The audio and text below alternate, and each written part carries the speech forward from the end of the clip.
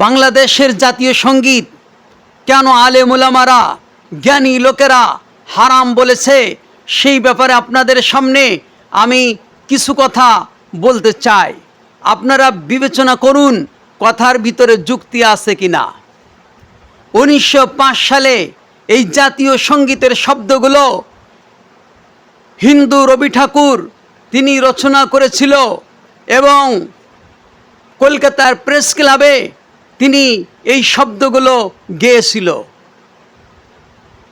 এই যে জাতীয় সঙ্গীত আমরা যেটা গাই, এই জাতীয় সঙ্গীত যে শব্দগুলো রচনা করা হয়েছে, এটা বাংলাদেশ স্বাধীন হবে সম্ভাবনা জেনে রচনা করা হয় নাই, বরং বাংলাদেশের জন্য এটা রচিত হয় নাই। 2 নম্বর কারণ, বাংলাদেশের কোনো নাগরিক এটা রচনা করে নাই। কথা ঠিক কিনা? 3 নম্বর কারণ, এই সঙ্গীতের সুরটা নকল করা হয়েছে যা বাউল শিল্পীদের থেকে। তাহলে এর সুরটাও কি আসল না? এর সুরটা কি আসল না? এই সুরটা ভেজাল সুর, যার কবিতা যার সুর সেই সুরটাও না। তাহলে এই জাতীয় সঙ্গীতটাই মূলত ভেজাল।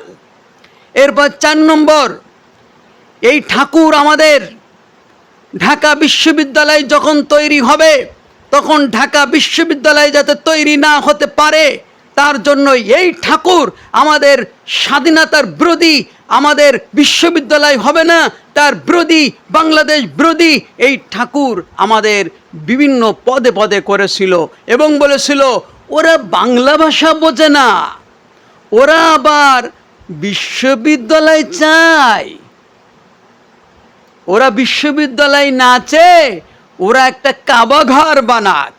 এরকমভাবে মাঝে মাঝে করে কি করেছে?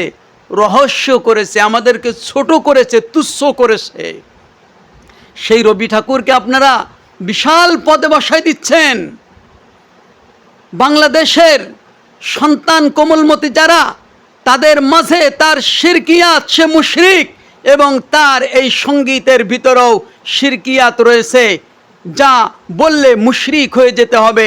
আমাদের সন্তানদেরকে আমরা কি মুশরিক বানাতে চাই? 5 নম্বর কারণ হলো, জাতীয় সঙ্গীত আমরা যেটা পড়ি এটা বঙ্গভঙ্গর বিরুদ্ধে এটা তৈরি করা হয়েছিল। এজন্য আমরা এই যে কবিতার ভিতরে পাই, কি পাই?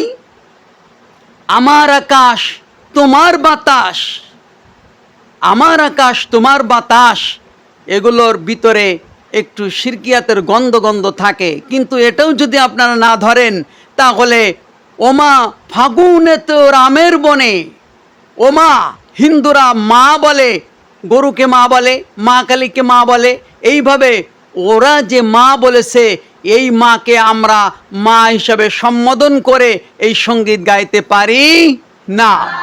শুধু তাই নয়, আমরা আরো লক্ষ্য করেছি, ওমা তোর চরণেতে দিলাম মাথা, চরণে মাথা ঠেকাই একমাত্র যারা মুশরিক তারা। কোনো মুসলমান কোনোভাবে কোনো দেবদেবীর সামনে, কোনো মায়ের সামনে, পিতার সামনে চরণে মাথা বিছাই দিতে পারে? এক আল্লাহ ছাড়া অন্য কারোর সামনে মুসলমান মাথা বিছায়? এজন্য এই রবি ঠাকুর মুশরিক, তার কবিতার ভিতরেও রয়েছে শিরিক। এজন্য কোনো মুসলমানের কোমলমতি সন্তান সন্ততি ভোরবেলায় গিয়ে শুরুটা করতে চায় না শিরকিয়াত দিয়ে। এজন্য মুসলিম যারা, তারা এইটা পড়ুক, ভারতে এইটা চালাক, আমাদের বাংলাদেশে আমরা এটা চালাতে দিতে পারি না। এরপর আরো কারণ দেখুন, আমাদের জোর করে যদি জাতীয় সঙ্গীতের ভিতরে মিউজিক দেয়, বাজনা দেয়, দিয়ে আমাদেরকে চাপিয়ে দেয়, হারামকে আল্লাহ যেটা হারাম করেছেন সেটাকে কেউ যদি হালাল হিসেবে সাব্যস্ত করে জাতীয় সঙ্গীতের ভিতরে আমাদের চালাই দিতে চাই, আমরা মুসলমান সেটা কি মানতে পারি? এই জন্য আমাদের সন্তানদেরকে আমরা মাদ্রাসায়, স্কুলে, কলেজে, কোনো জায়গায় আমরা এই মিউজিক বাজিয়ে আমরা এই জাতীয় সঙ্গীত পড়াতে পারি না। এরপর আরো কারণ আপনাদেরকে বলি, যে এই জাতীয় সঙ্গীতের ভিতরে বাংলাদেশি শব্দ নাই, যে সঙ্গীতের ভিতরে দেশাত্মবোধক শব্দ নাই, সেই সঙ্গীত চলতে পারে? পৃথিবীর সব দেশে তার সঙ্গীতের ভিতরে তার দেশের নাম রয়েছে। আমরা বাংলাদেশি, আমাদের বাংলাদেশি কোনো শব্দ কি এর ভিতরে আছে? তাহলে বাংলাদেশি শব্দ যার ভিতরে থাকে না, আমরা সেইটাকে আমরা জাতীয় সঙ্গীত হিসেবে মেনে নিতে পারি? যে জাতীয় সঙ্গীত মসজিদে বলা যায় না, মাদ্রাসায় বলা যায় না, সেই জাতীয় সঙ্গীত অকাতরে আমরা কিভাবে সন্তানদেরকে পড়াতে পারি? এই জন্য বিভেদ তৈরি করা যাবে না, আমাদেরকে এই জাতীয় সঙ্গীত পরিবর্তন করতে হবে। এখন অন্তর্বর্তীকাল সরকার যারা, এই ছাত্র যারা স্বাধীন করেছে, নতুন স্বাধীন দেশে নতুন একটি জাতীয় সঙ্গীত, যার ভিতরে থাকবে না শিরিক, যার ভিতরে থাকবে না বাজনা, যার ভিতরে থাকবে না কোনো দলের কোনো মতের কোনো রকম কষ্ট, এমন একটি জাতীয় সঙ্গীত তৈরি করে, এই পচা জাতীয় সঙ্গীত যা রবি ঠাকুর আমার দেশের বিরোধিতা করেছে, আমার বিশ্ববিদ্যালয়ের বিরোধিতা করেছে, আমাদের মুসলমানদেরকে হেয় প্রতিপন্ন করেছে, এই ঠাকুরের জাতীয় সঙ্গীত আমরা চাই না, চাই না, চাই না। কথা বলেন? এই জন্য রবি ঠাকুর আমাদের বন্ধু নয়। রবি ঠাকুর আমাদের বন্ধু ছিল না। ইতিহাস পড়ুন। যারা চামচামি করতেছেন, যারা তার গোলামি করছেন, তার জাতীয় সঙ্গীতের ব্যাপারে কথা বললে আপনাদের রাগ হয়ে যাচ্ছে, আপনাদের মাথা ঠিক থাকছে না। আপনারা কি ইতিহাস জানেন? পিছনের ইতিহাস পড়েন। রবি ঠাকুর আমাদের যেভাবে ক্ষতি করেছে, যেভাবে আমাদের বিরুদ্ধাচারণ করেছে, তা রবি ঠাকুর বাংলাদেশে ঠাঁই পায় না। আর রবি ঠাকুর আমাদের জন্য কি হয়ে গিয়েছে? আমাদের মনে হয় দেবতা। এই যে জাতীয় সঙ্গীত আপনারা বলেন, এটা কি কোরআন? এটা কি পরিবর্তন করা যাবে না? পরামর্শের ভিত্তিতে? এটা কোরআন না, সব শিরিক। এ তো কোরআন তাই পরিবর্তন করছে রাষ্ট্র সরকার। আর সামান্য এই জাতীয় সঙ্গীত যা বানিয়েছে, মুরতাদ নাস্তিক যারা এই জাতীয় সঙ্গীতের পক্ষে থাকবে তারা। শুধু তাই নয়, যারা আমার দেশের সব থেকে নিম্ন শ্রেণী, তোর শ্রেণী মুশরিক জাতীয়, আর মুসলমানদের ভিতরে যারা ইয়াজিদের বাহিনী, অর্থাৎ ইয়াজিদ মার্কা মুসলমান, এরাই চাই এই ধরনের জাতীয় সঙ্গীত, যার ভিতরে রয়েছে শিরিক, যার ভিতরে রয়েছে কুফর, যার ভিতরে রয়েছে আমাদের ঈমান হরণ হবে এমন শব্দ, এইগুলো চাই। ওরাই ইয়াজিদ মার্কা মুসলমান যারা, ওরাই এইগুলো চাই।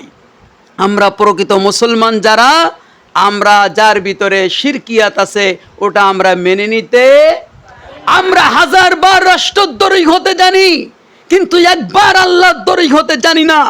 রাষ্ট্রের আইন না মানলে রাষ্ট্রদ্রোহী হতে হয়, আর আল্লাহর আইনের বিরোধিতা করলে, আল্লাহর হুকুমের বিরোধিতা করলে আল্লাহদ্রোহী হতে হয়। আমরা লক্ষ কোটি বার রাষ্ট্রদ্রোহী হতে পারি, কিন্তু আমরা একবারের জন্য আমরা আল্লাহদ্রোহী হতে পারি না। এর জন্য রাষ্ট্রের জেলখানায় গেলে বারবার ছাড়া আসার সুযোগ সুবিধা আছে, কিন্তু আল্লাহর জেলখানায় একবার ঢুকে গেলে আমাদের আর কোনো কি সুযোগ নাই। এজন্য মুশরিক হয়ে মরবে যারা, জান্নাত পাবে না তারা। নামাজ পড়ুক, হজ করুক, যাকাত দিক, পট্টি বাঁধুক, কোরআন পড়ুক, তাহাজ্জুদ পড়ুক, কোনোটাই কাজে আসবে না। এই জন্য কোনো অবস্থাতে আমরা মুসলমানরা এই শিরকিয়াতের ভিতরে আমরা থাকতে পারি না। এর জন্য আসুন আমরা সবাই ঐক্যমত হয়ে আমরা এদেশের এই পচা বলা যায়, যার ভিতরে শিরিক থাকে, সেটা তো পচা ছাড়া আর কিছু হতে পারে না, পারে? এই পচা জাতীয় সঙ্গীতকে আমরা বাদ দিয়ে নতুন নিত্য সুন্দর জাতীয় সঙ্গীত আমরা আইনের মাধ্যমে আবার পরিবর্তন করে আমরা সমস্বরে নির্দ্বিধায় আমরা গেতে থাকি, তাহলে আসবে আমাদের কল্যাণ, তাহলে আমাদের আসবে মুক্তি, তাহলে আমাদের ভিতরে বিবাদ সব দূর হয়ে যাবে। আমরা আসুন এক কাতারে দাঁড়াই। আল্লাহ পাক আমাদেরকে সঠিক পথে, সঠিক মতে থাকার সুযোগ তৌফিক দান করুন, বলেন আমিন।